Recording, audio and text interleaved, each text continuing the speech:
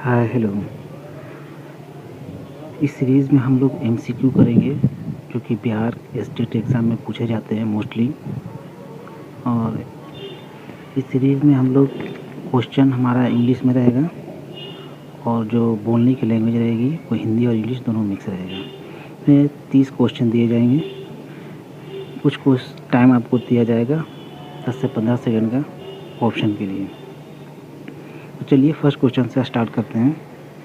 पहला क्वेश्चन है, a collection of unprocessed item is, first option है information, data, memory, reports and none of this. तो इनमें से वो करेक्ट ऑप्शन क्या हो जाएंगे?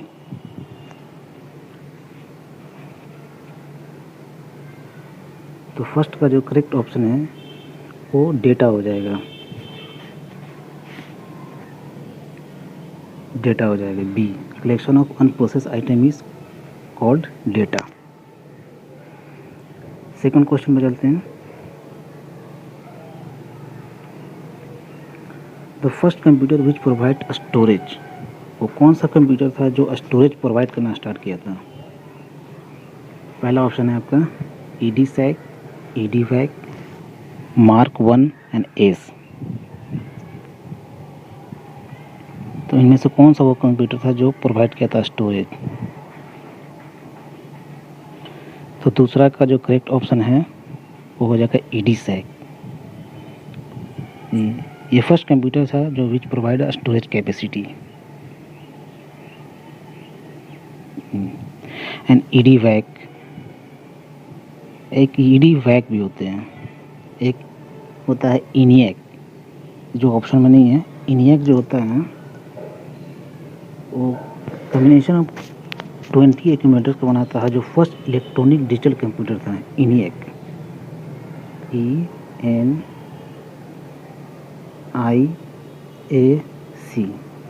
ये था।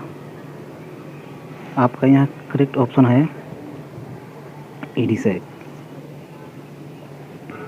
क्वेश्चन नंबर 3 पे चलते हैं।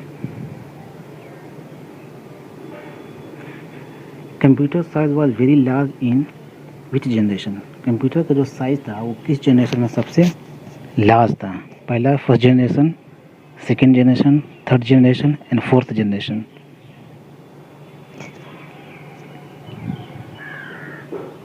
तो इसका जो करेक्ट ऑप्शन है वो हो जाएगा फर्स्ट जनरेशन। फर्स्ट जनरेशन में जो कंप्यूटर का साइज था वो काफ़ी लार्ज था। देखिए फर्स्ट जनरेशन में हम लोग वैक्यूम ट्यूब यूज़ करते थे, वैक्यूम ट्यूब इसमें यूज़ किया जाता था जी, वैक्यूम ट्यूब था वीसी। और सेकेंड जनरेशन में आपका ट्रांजिस्टर यूज़ किया जाता था, इसमें हम लोग ट्रांजिस्टर यूज़ करते थे, ट्रांजिस्टर था इसमें सेकेंड जनरेशन में। एंड थर्ड जनरेशन में आपका इंटीग्रेटेड सर्किट आ गया था। एंड फोर्थ जनरेशन में आपका लार्ज स्केल इंटीग्रेशन आ गया था, इंटीग्रेटेड चिप जो होता था LSI वो चिप आ गई थी इसमें फोर्थ जनरेशन में। फोर्थ क्वेश्चन पर चलते हैं। The CPU compressors of control, memory and blank space units को क्या बोलते हैं? Microprocessor, arithmetic and logic, output, ROM and RAM. इसका जो करेक्ट ऑप्शन है वो हो जाएगा अर्थमेटिक एंड लॉजिक। जो CPU है जो कंट्रोल करता है मेमोरी को वो अर्थमेटिक और लॉजिक यूनिट से होंगे। करेक्ट आंसर बी हो जाएगा इसका करेक्ट आंसर। क्वेश्चन नंबर 5 पर चलते हैं। The micro processor is made of millions of, इनमें से कौन सा ऐसा है जो माइक्रो प्रोसेसर मिलियंस ऑफ से बने होते हैं? माइक्रो प्रोसेसर किससे बने होते हैं?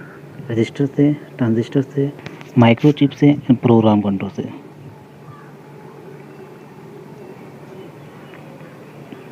तो इसका जो करेक्ट ऑप्शन है वो बी हो जाएगा। माइक्रो प्रोसेसर जो है is made up of millions of transistors के बने होते हैं।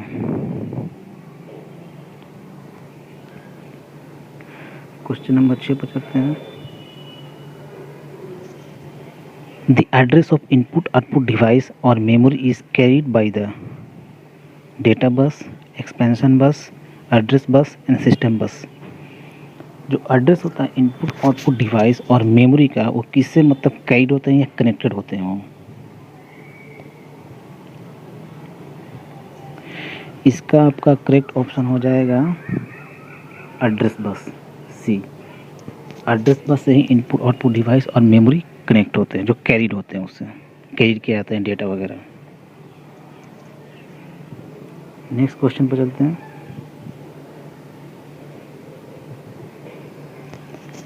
The name of the location of a particular piece of data is its option है address, memory name, storage and data location.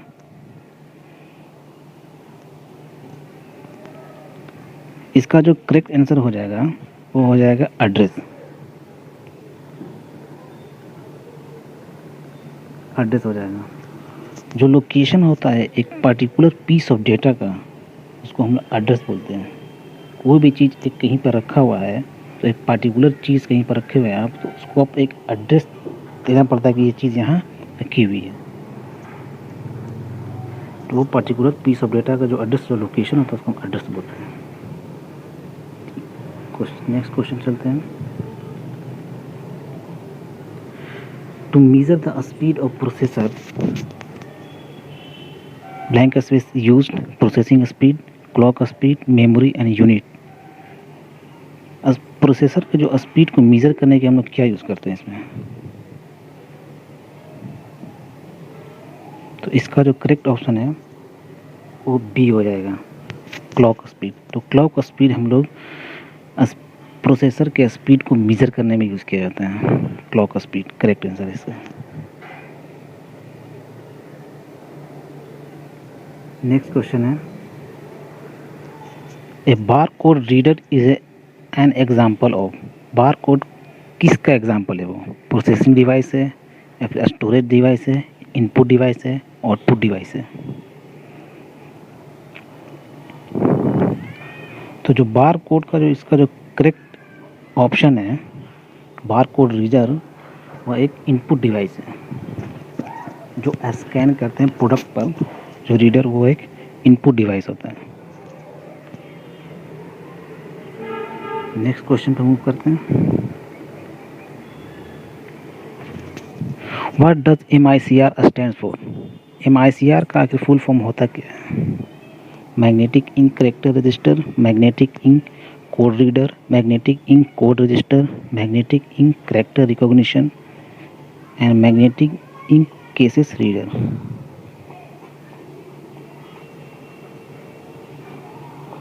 का जो करेक्ट ऑप्शन है वो हो जाएगा D, magnetic ink character recognition होता है फुल फॉर्म MICR का। ये क्वेश्चन बहुत सारे एग्जाम में पूछे भी गए हैं।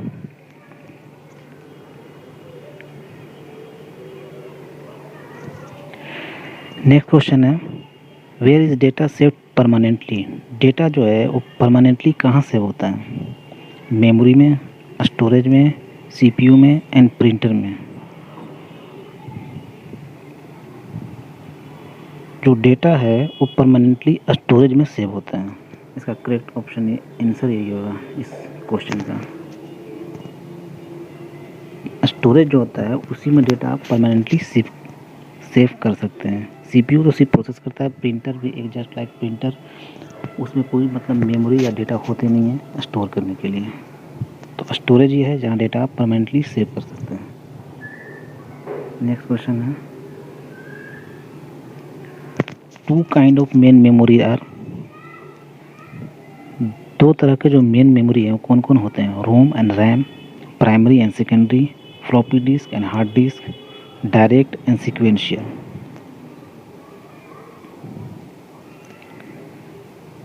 इसका जो करेक्ट ऑप्शन है वो रोम एंड रैम है।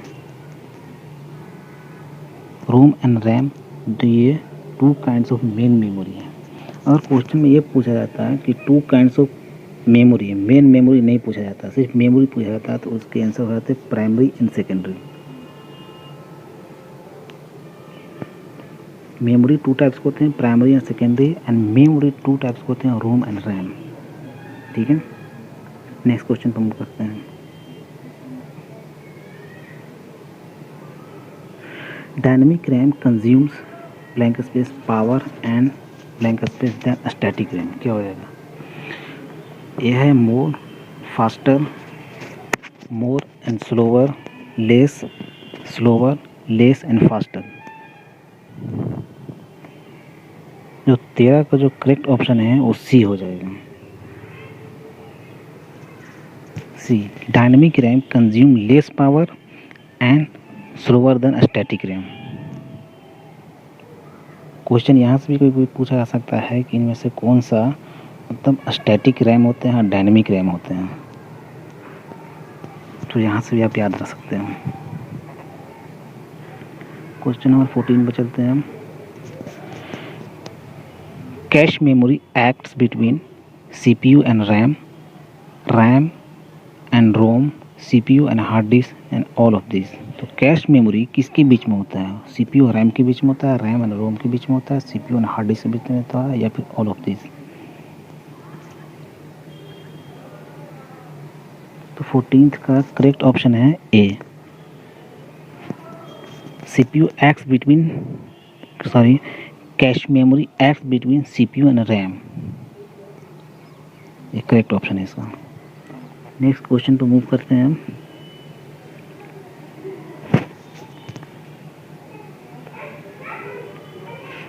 A blank space is approximately a million of bytes। Million byte से कौन सा होता है इसमें से?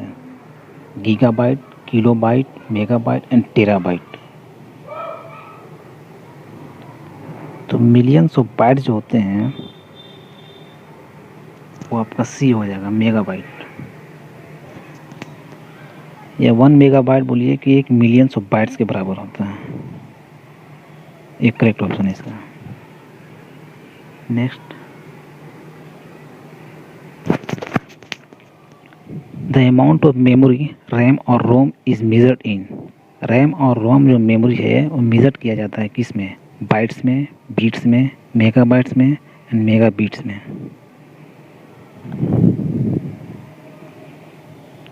तो इसका जो करेक्ट ऑप्शन है वो मेगा बाइट्स हो जाएगा। रैम और रोम या अमाउंट ऑफ मेमोरी जो भी है उसको मेजर किया जाता है मेगा बाइट्स में। करेक्ट ऑप्शन है इसका C. Next question, a blank space is approximately 1 billion bytes. Option है किलोबाइट, बीट, गीगाबाइट, मेगाबाइट। तो billions of 1 billions of byte किसके बराबर होता है? इसका करेक्ट ऑप्शन हो जाएगा आपका 1 बिलियन बाइट्स गीगाबाइट्स के बराबर होता है। सी इसका करेक्ट ऑप्शन है, गीगाबाइट्स।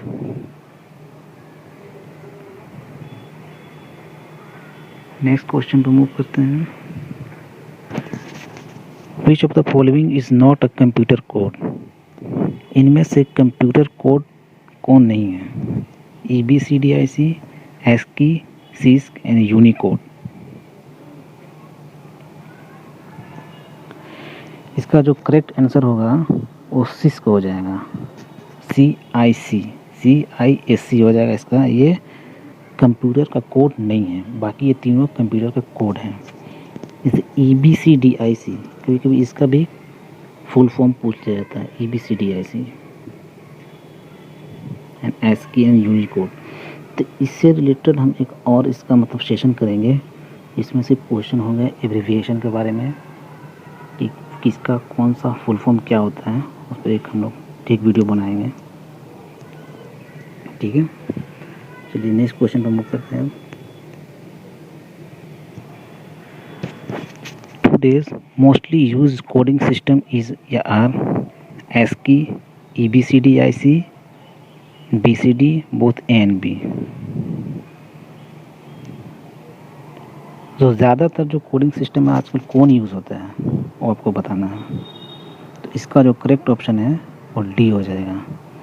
ASCII और EBCDIC ये मोस्टली कोडिंग सिस्टम में ये यूज़ किए जाते हैं आजकल, ASCII and EBCDIC।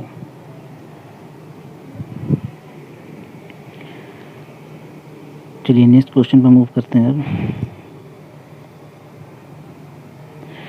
Which of the following are known as universal gate, इनमें से किसको यूनिवर्सल गेट के नाम से जाना जाता है? फर्स्ट ऑप्शन है नान एंड नॉर, एंड और, जोर एंड और, एंड लास्ट है एंड। इसका जो करेक्ट ऑप्शन है वो NAND and NOR. NAND and NOR को हम लोग यूनिवर्सल गेट के नाम से भी जानते हैं। करेक्ट ऑप्शन है A, NAND and NOR. Next question, a collection of various programs that helps control your computer is called, क्या बोलते हैं? बहुत सारे ऐसे प्रोग्राम होते हैं जो आपके कंप्यूटर के कंट्रोल को हेल्प करते हैं, तो उसको हम लोग क्या बोलते हैं? System software, application software, Microsoft Excel या माइक्रोसॉफ्ट वर्ड। तो इसका जो करेक्ट ऑप्शन है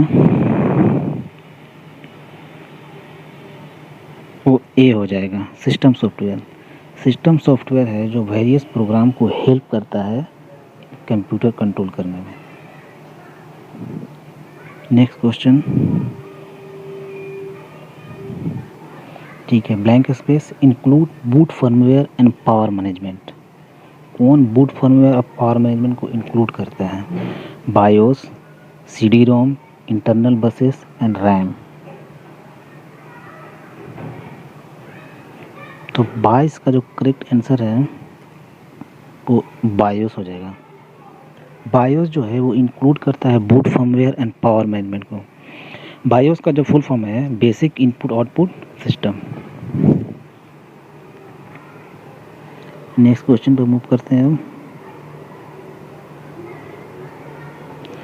which of the following system software reside in main memory always, मतलब कौन सा है जो सिस्टम सॉफ्टवेयर के मेन मेमोरी में हमेशा रहता है? वो text editor, assembler, linker and loader.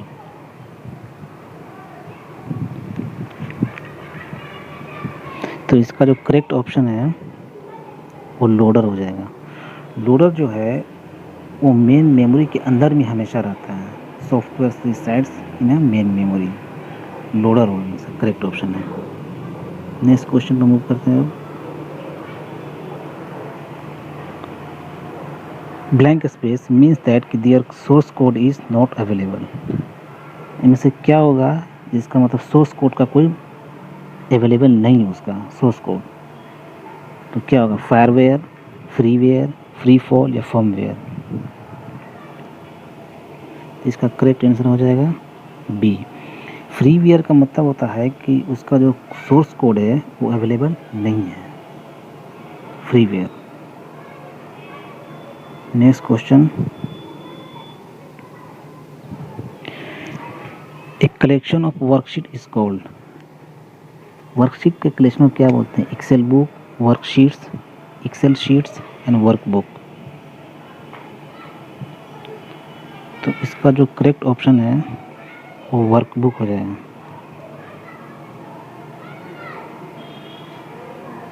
एक कलेक्शन ऑफ वर्कशीट कॉल्ड है वर्कबुक, उसको वर्कबुक बोलते हैं हम लोग। नेक्स्ट क्वेश्चन है, which of the following is an active cell in Excel. Excel में एक्टिव सेल कौन सा है इसमें से? Current cell, formula, range, cell address.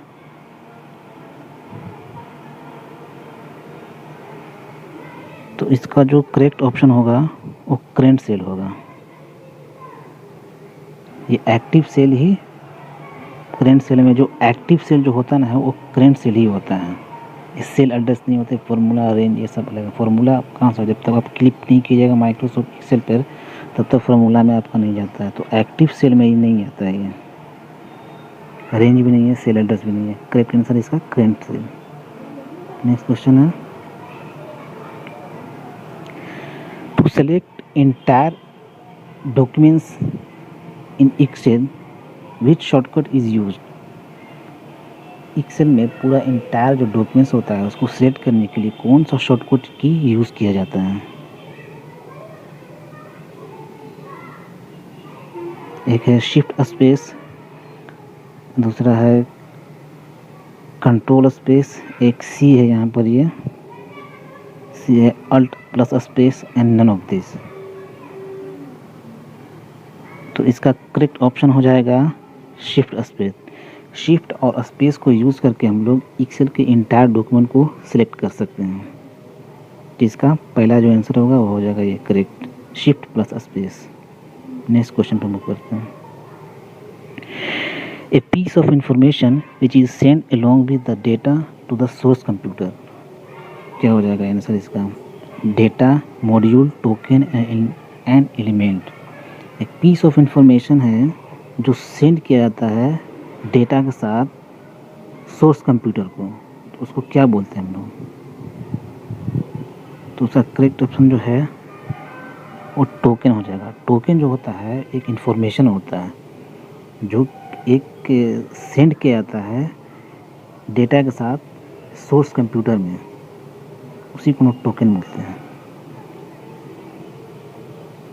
Next question है आपका, component that operate at network layer of the OSI model में से कौन सा कंपोनेंट है जो OSI मॉडल के नेटवर्क लेयर पर वर्क करता है? OSI के 7 मॉडल्स हैं, उनमें से किस मॉडल पर ये मतलब नेटवर्क लेयर पर कौन सा वर्क करता है? स्विचेस हैं, सर्वर्स हैं, राउटर्स हैं, गेटवेज हैं। 29 का हो जाएगा राउटर। नेटवर्क लेयर पर राउटर ही वर्क करता है आपका। ठीक है, नेक्स्ट चलते हैं। लास्ट ऑफ क्वेश्चन है ये, connecting 2 or more networks to form a single network. 2 और उससे ज़्यादा नेटवर्क को मिल करके जो एक सिंगल नेटवर्क बनता है उसको क्या बोलते हैं? इंटरनेट वर्किंग या इंटरनेट वर्किंग, इंटरकनेक्टिंग या इंट्रो कनेक्टिविटी। तो इसका जो करेक्ट ऑप्शन है वो इंटरनेट वर्किंग हो जाता है। 2 और मोर नेटवर्क को कनेक्ट करके जो सिंगल नेटवर्क बनता है उसको हम लोग इंटरनेट वर्किंग बोलते हैं। Internet working and internet working, interconnecting. तो करेक्ट ऑप्शन हो जाएगा आपका इंटरनेट वर्किंग। देखिए लास्ट क्वेश्चन था, आपको ये वीडियो कैसा लगा इस पर आप लाइक कीजिए। इसके रिलेटेड में और हम इस पर मतलब ये मेरा सेट 1 है, सेट 2 से बहुत सारे हम बना सकते हैं आगे भी क्वेश्चंस। अभी 30 क्वेश्चन दिए हैं, नेक्स्ट क्वेश्चन में आप 40-50 भी आ सकते हैं। जिस तरह आपका रिव्यू कैसा रहता है उस पर देख कर बताइएगा। Thanks for watching.